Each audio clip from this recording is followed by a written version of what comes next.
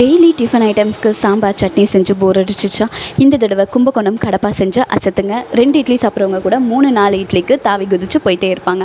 அதுக்கு நம்ம பாசிப்பருப்பும் வீட்டில் இருக்க துவரம்பருப்பும் நம்ம வேக வச்சு உருளைக்கிழங்கு அதில் 2 ஆட் பண்ணி வேக வச்சு வச்சுக்கலாம்.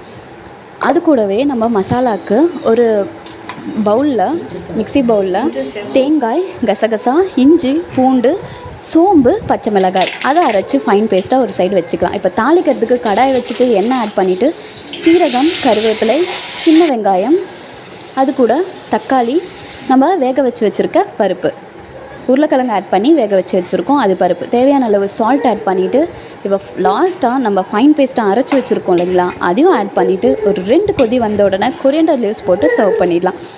செம்ம டேஸ்ட்டாக ஸ்பைஸியாக கும்பகோணம் கடப்பா ரெடி ஆகிடுச்சு. கண்டிப்பாக இந்த வீடியோ பிடிச்சிருக்கோன்னு நினைக்கிறேன். லைக் பண்ணி ஷேர் பண்ணுங்கள். பாய்.